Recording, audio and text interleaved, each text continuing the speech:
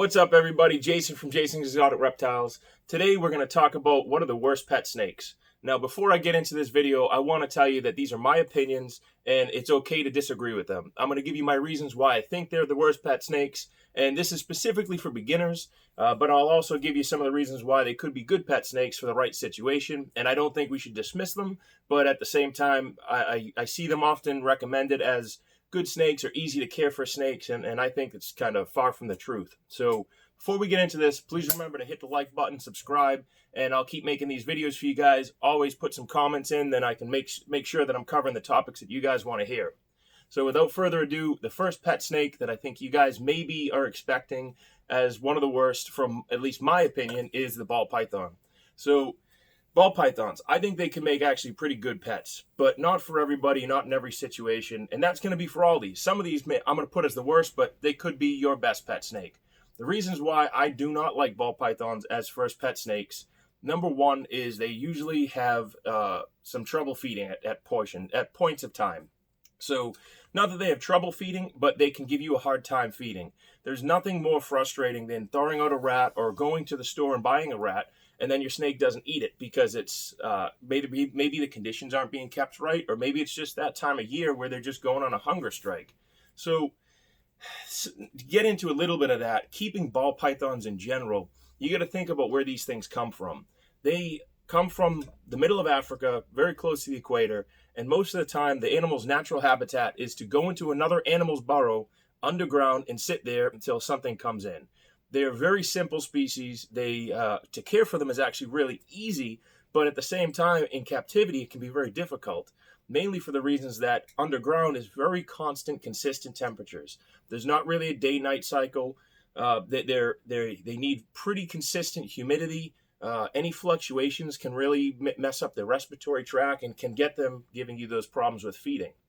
So they actually are the perfect snake when you say, well, what is a rack system good for? Ball python's pretty good because most of their life in the wild, they just sit in a hole.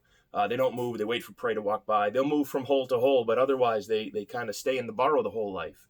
But for that reason, their temperatures are always consistent. Their humidity is always consistent, which when you bring them into captivity, it can cause all kinds of problems from health issues to feeding issues. So I wanted to get ball pythons completely out of the way because many of you probably knew it was coming. I'm a boa guy.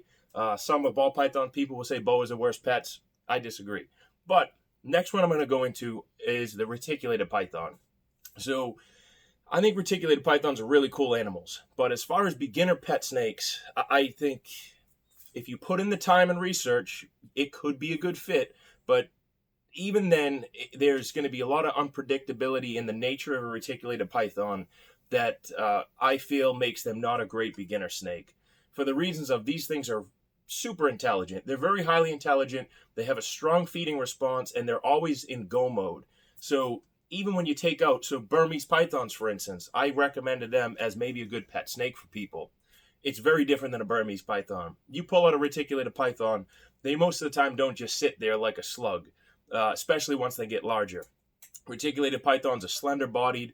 They're very long snakes, and they can move quickly. If you have a 15-foot snake, that snake can move. That can cover a lot of ground very quickly. So they can be very difficult to manage. They typically have a very strong feeding response, and that can put a new keeper in a situation that they're not prepared for. The combination of a strong feeding response and just being able to move quickly, and just their sheer potential to grow. Typically, retics, you can't dwarf them. They're not going to be dwarfed by feeding. Their growth, they always have a very large growth potential. So for some people, it could be the perfect animal for them. Other people, don't fool yourself. Don't say, I've seen one reticulated python and it was 10 feet. Don't go on the minority of what you've seen. Most reticulated pythons are going to get very large. They can become really docile, and most of them are really docile, but they can be a handful, which some people enjoy. But as a beginner, I think it's getting yourself in way over your head to jump right into a reticulated python. You need to know how to handle a snake safely, how to manage them and maneuver them, and also be prepared for the feeding bill that's going to come along with the retic. So that's kind of what I have to say on reticulated pythons. And I do want to say again, I'm not hating on any of these species I'm bringing up. I just think that they are more specialized to the point where you have to have some experience and even experienced people, you have to be willing to put in the time and the frustration of some of these animals that they may give you. The next one I'm going to group into more of like an all-encompassing group is anything wild caught. I was initially thinking I was going to break aside like an emerald tree boa. Most emerald tree boas we see in captivity are wild caught.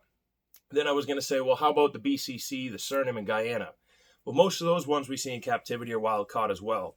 Same thing with a lot of green racers and all kinds of different things that are coming in from other countries, imported as wild caught animals. Let's use a very simple example of this animal was born in captivity. If I put this animal into the wild, it's not going to do well at all. If I take this animal from the wild, there is a huge difference between the wild and the natural environment that this animal was born in and that's grown up in, and the cages behind me. Now, that's going to be a whole different video topic. But when we talk about kind of the conditions, I could not put this animal in the wild, and maybe it could survive a little bit, but its natural instincts could kick in. It's going to be a long transition period, and most of the time this animal is going to be picked off by a predator because it's never been exposed to that its entire life. Same way with pushing it into captivity. Unless we mimic that wild-caught environment perfectly, and even then we can't do that. There's bacteria and things like that in the water and the food that they're eating that we cannot mimic in captivity. Even just like I said, the food that they're eating is different. So there's going to be very large transition period. Most of these wild-caught animals die in the process of us trying to keep them. You have to be very experienced, have resources at your fingertips, and just really understand and know the animal and the conditions that it came from in order to have a wild-caught animal to survive. So with that said, I think the only reason to bring a wild-caught animal into captivity is if you have a really specific purpose. If you are planning to breeding it, if you are trying to propagate the animal for preservation or conservation, and that's really the only time I see a reason to bring a wild-caught animal into captivity. Or, if there's a genetic marker that you're trying to get, but leave that to people that know what they're doing. Otherwise, you're going to end up with a dead animal. I see this specifically with the emerald tree boas and the BCCs that come in, the Surinames and the Guyanas. They're just not healthy animals to begin with. And in order to get them healthy, you're going to need to know what you're doing. Otherwise, you're going to end up with a dead snake and you're going to be out a couple $100. So don't be tempted by the price tag. There are some really good captive bred animals. Captive bred BCCs, captive bred emerald tree boas, they do fantastic. One exception I have seen is the green tree pythons. For some reason, those tend to do very well in captivity, especially the wild-caught ones. They can give you some problems, but it's not like the boa constrictors. And I don't know if it's where in the world they come from. They're coming from a different area, being exposed to different diseases and things like that. But those can do very well in captivity. So the last one that I am going to give to just an overall encompassing as well is any type of tree snake. So this is emerald tree boa, green tree python, even sometimes things like carpet pythons, but carpet pythons can be pretty good. Typically, these guys, any snake that lives in a tree can have really specialized requirements and environments that they live in. So this can also be difficult and challenging for a new keeper. Not to say that if you don't put in your homework and do the research, they can't be good snakes. It's just most of the time these tree snakes are more delicate, specifically like the Amazon tree boas and emerald tree boas, things like that. Their tails are very delicate. I would consider those nice display snakes, but not necessarily a snake that you're going to take out and handle all the time. So from that standpoint, I don't think they make good pet snakes. I think they can make good beginner snakes if you put in the time and the research and the money to set them up. But as far as a pet snake, something you're going to take out and handle often, I don't think that any type of tree snake is really going to fit that bill, mainly for the reasons of stress. So hopefully you guys enjoyed this video. I was trying to think of different ones, but for the most part, those are the 3 or 4, or kind of 2 or 3 snakes, and then a couple categories that really set off red flags. If somebody came to my table at an expo, or if somebody shot me an email and said, hey, I'm looking to get this snake, those would be like, I want to hear more information from you before I even proceed with telling you whether it would be a good snake or not. Same thing with the beginner snakes, like the Burmese python. Burmese python isn't for everybody. You could almost put that as one of the worst pet beginner snakes as well. However, if you do want a big snake, if you do have the resources to build a large enclosure, and you are prepared to be able to handle a large snake with a couple people around, then that could be a fantastic pet snake for you. So again, I don't want to discredit any of these snakes I've put in the video. I think some of them can be really cool pets, but at the same time, we have to be careful and sensitive to the fact that every snake is a little bit different. So do your research.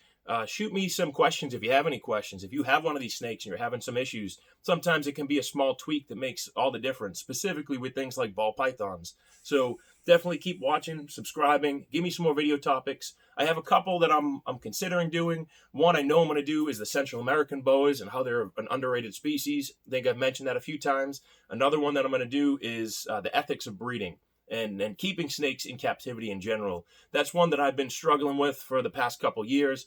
That's a video topic I've had on my mind for the past couple years, and I think it's time to just push it out and do that one. So I think that one's going to get a little heavy. Again, I'm not going to pull a Brian Barczyk on you and start crying, but I do want to go into some of the reasons and the ethics behind breeding, and we can dive a little bit deeper. So hopefully you like this video. Please like, subscribe, continue to watch, continue to comment, and share the videos too. That helps. The channel's growing. The more this channel grows, the easier it is for me to do these videos. So appreciate it, guys. Thank you.